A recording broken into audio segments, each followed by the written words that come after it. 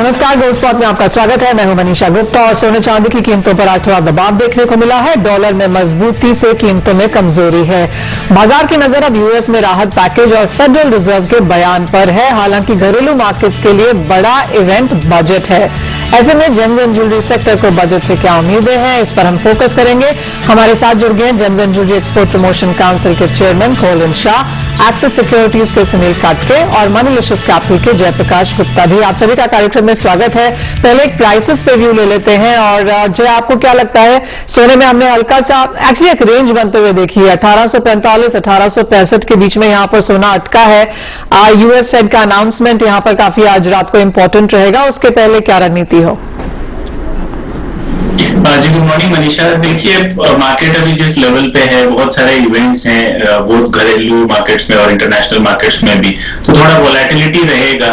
लेकिन मुझे लगता है बाइंग ऑन डिप्स की रणनीति रखें। देखिए, जो बुल रन है, सस्टेनेबल बुल रन को लेके क्वेश्चन मार्क है इक्विटीज मार्केट में। प्रोमिनेंट वॉइसेस करंट लेवल के वैल्यूएशंस को लेके कंसर्न रेज कर रहे हैं। दूसरी तरफ यहाँ पे फेड के तरफ से जो स्टिमुलस पैकेज है उसमें कोई रुकने का नाम नहीं है।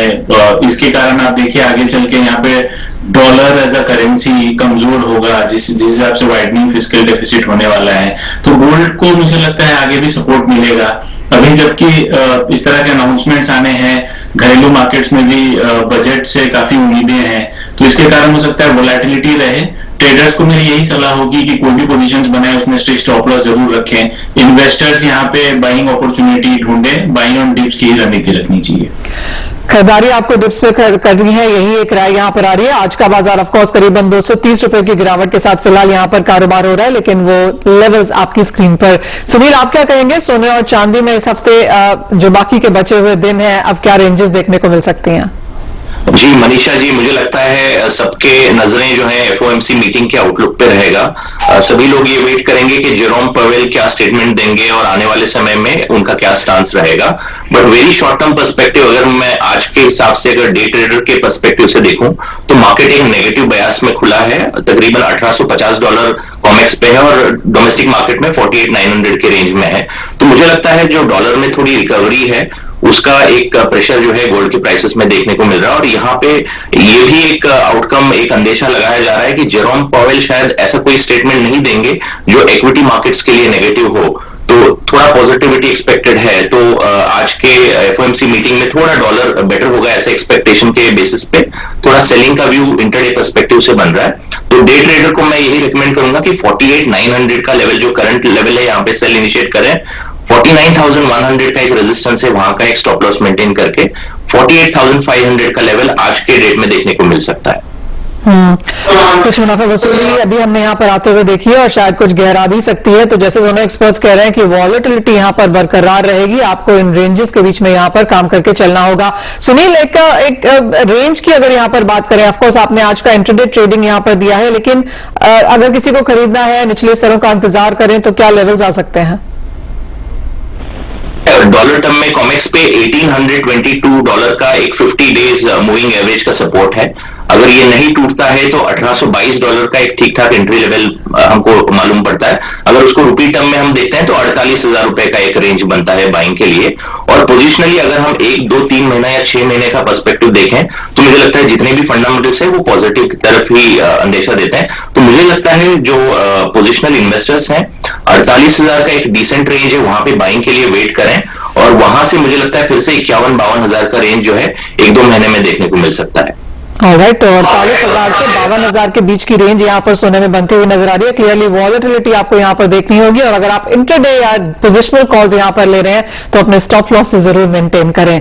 लेकिन बात अब यहाँ पर बजट की करेंगे, क्योंकि यहाँ पर सभी जो नजरें हैं और निगाहें हैं वो फिलहाल वित्त मंत्री की तरफ है।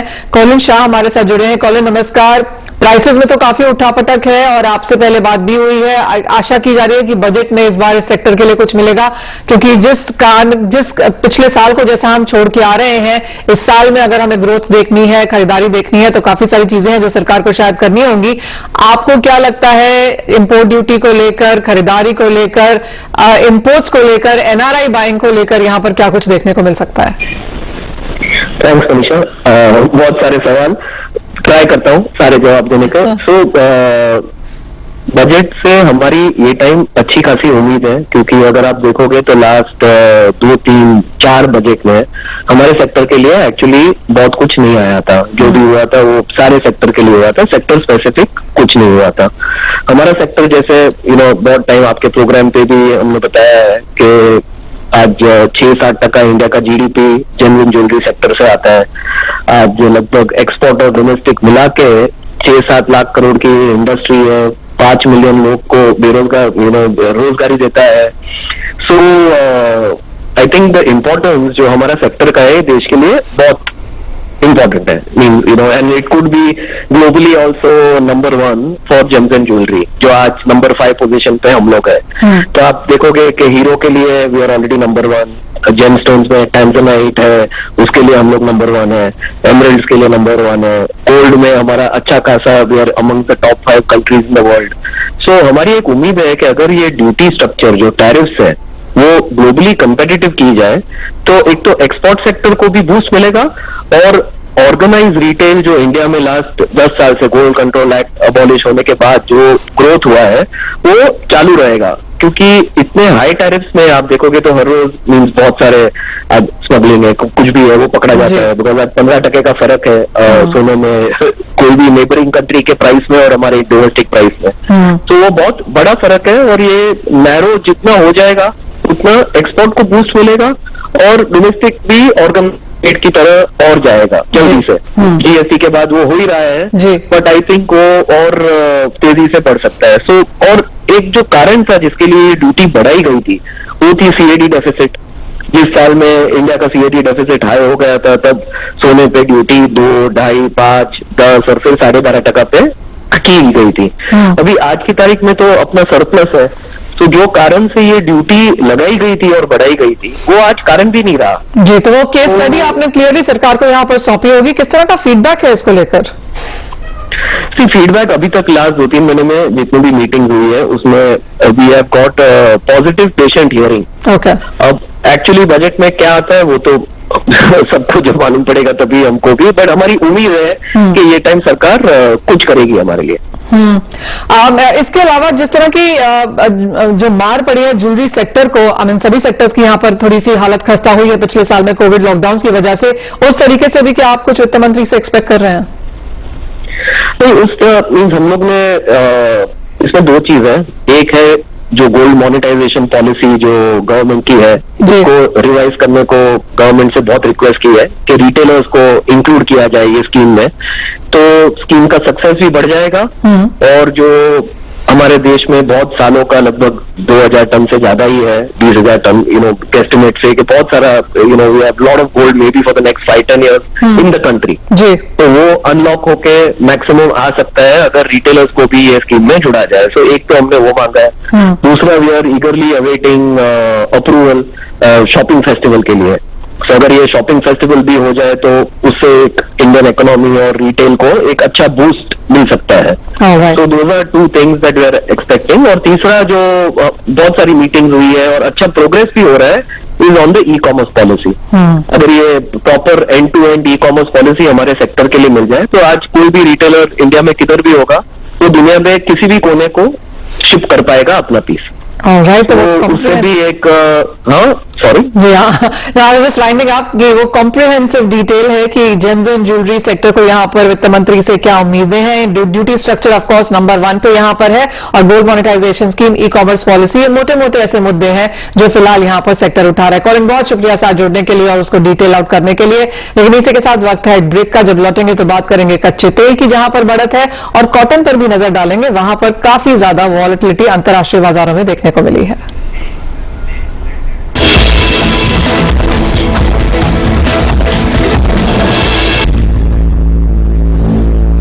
बात अब यहाँ पर कच्चे तेल की करेंगे, जहां पर इवन एज बाकी सारी मार्केट्स में कुछ मुनाफा वसूली है, लेकिन यहाँ पर आधे % की बढ़त है, और वो मिलाकर अब इस साल में 10 से 11% की तेजी के साथ कच्चे तेल में फिलहाल कारोबार हो रहा है।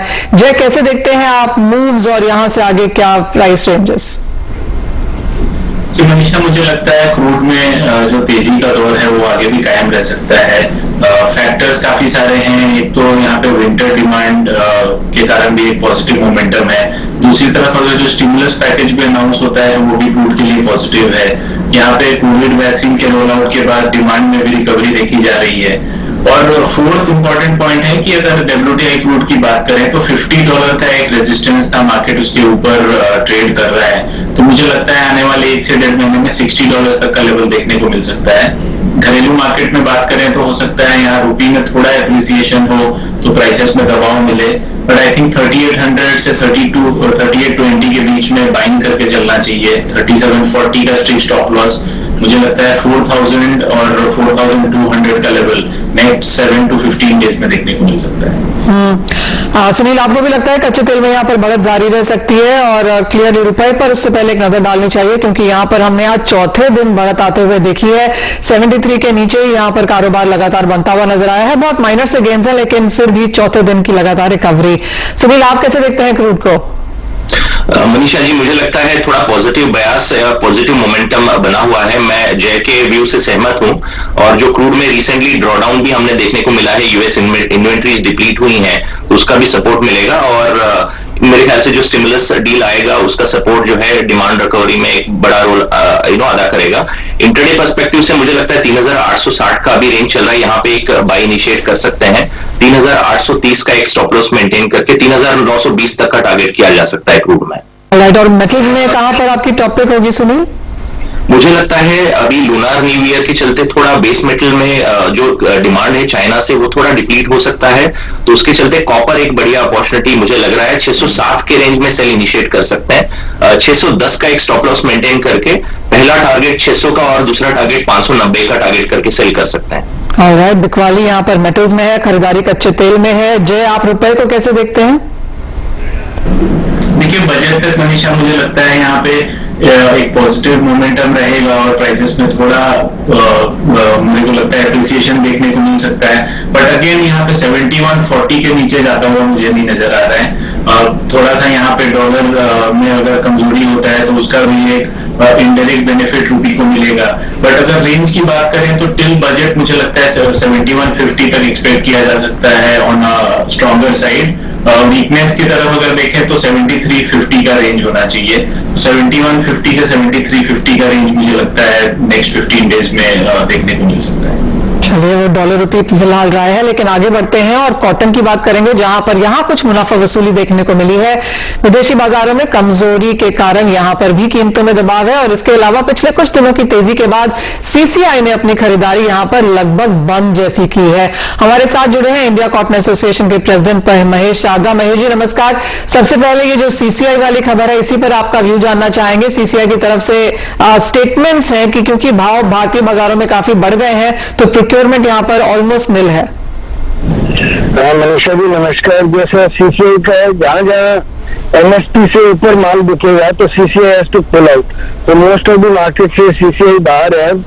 सिर्फ तेलंगाना एरियाज में, कुछ एरियाज में उनका बाइंग एमएसपी प्रोक्योरमेंट है। महेश जी, फिलहाल एक्सपोर्ट्स के नंबर्स कैसे नजर आते हैं? क्योंकि जो भी इंटरनेशनल रिपोर्ट्स है, एक्सपोर्ट्स है, वो फिलहाल इंडिया के कॉटन एक्सपोर्ट्स पर नजर बनाए हुए हैं।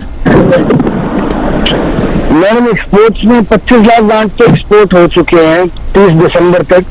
अभी जनवरी की फिगर अवेटेड है, बट दी एक्सपेक्टेशन इज कि 8 से 9 लाख गांठ जनवरी में एक्सपोर्ट हो जाएंगी। बट यहाँ मेजर प्रॉब्लम एक्सपोर्टर्स को क्या आ रहा है कि कंटेनर के फ्रेट्स बहुत बढ़ गए हैं और उनकी अवेलेबिलिटी अपार्ट फ्रॉम चाइना काफी डिफिकल्ट हो रही है जी। तो दिस इज द रीजन कि एक्सपोर्ट्स में स्लो मूवमेंट है। But exports will happen in due course of time as India's cotton is still the cheapest cotton. Mahesh ji, जिस तरह के भाव यहाँ पर बढ़े हैं, आपको क्या लगता है आगे जाकर क्या और सपोर्ट देखने को मिल पाएगा? मैम, क्योंकि अभी पीक मंथ्स चल रहे हैं और अभी भी कॉटन इंडिया में 1/3 crop is yet to come and availability of cotton is quite easy. मेरे को ऐसा लगता है कि मार्च तक तो रेंज बाउंड रहेगा। दो अभी शॉर्ट टर्म में इजी सिनेरियो लग रहा है, बट रेंज बाउंड रहेगा। अगर कोई इंक्रीमेंट आएगा तो मार्च के बाद आएगा। और महेश जी, कोई बजट से कोई बहुत बड़ी उम्मीद है जहां तक कॉटन सेक्टर की बात है? मैडम, गवर्नमेंट का टेक्सटाइल में काफी बड़ा फोकस है। किस टाइप के वो इंसेंटिव देते हैं फॉर गारमेंट एक्सपोर्ट्स या यार्न एक्सपोर्ट्स।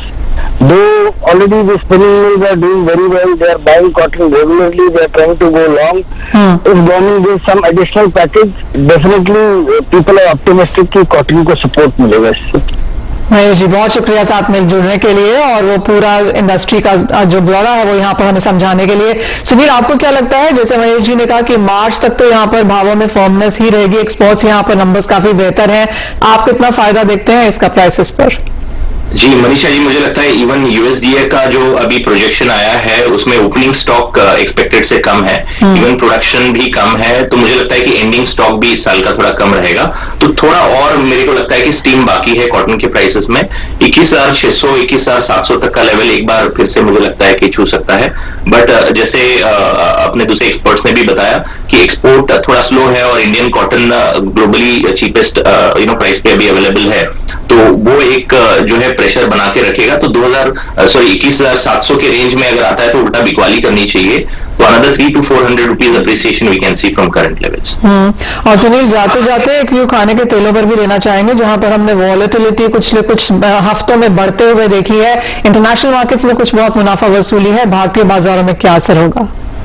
जी मुझे लगता है मलेशिया में ड्यूटी हाइक हुआ है, उसके चलते इंपोर्ट्स जो हैं थोड़े स्लगिश रहेंगे, तो उस वजह से सोया ऑयल के प्राइसेस में थोड़ा हमने गिरावट देखा था। इवन सीपीओ के प्राइसेस में भी थोड़ा करेक्शन देखा था। हालांकि आज का मार्केट थोड़ा पॉजिटिव ओपन हुआ है, बट अदरवाइज हम देखते हैं तो मुझे लगता है कि ओवरऑल ग्लोबल लेवल पे जो इनिशियल वेदर कंसर्न्स थे वो थोड़ा ईज आउट हो रहा है। साउथ अमेरिका में फिर से भी नॉर्मल मुझे लगता है कि वेदर कंडीशन से जो डैमेज हुआ था वो थोड़ा ईज आउट हो रहा है, तो प्राइसेस थोड़े कंट्रोल में रहेंगे। मुझे लगता है 1020 या 1030 तक का लेवल सोया ऑयल में देखने को मिल सकता है डोमेस्टिक मार्केट में, और सीपीओ मुझे लगता है कि 910 का दायरा एक देखने को मिल सकता है। तो सेल ऑन राइस की स्ट्रैटेजी अभी के हिसाब से मुझे लगता है सोया ऑयल और सीपीओ में लेके चलनी चाहिए। लेकिन सोयाबीन में खरीदारी करनी चाहिए और वो स्ट्रैटेजीज आपकी स्क्रीन पे सामने है। तो खरीदारी क्लियरली यहाँ पर एग्रीकल्चर कमोडिटीज में लौटती हुई नजर आई है, स्पेशली कॉटन और सोयाबीन में बाइंग की रिकमेंडेशंस हैं। लेकिन इसी के साथ कार्यक्रम में इतना ही समय है। बहुत शुक्रिया सुनील जय हमारे साथ जुड़ने के लिए और तमाम कमोडिटीज पर अपनी राय देने के लिए। मुझे भी दीजिए इजाजत, आप देखते रहिए CNBC आवाज।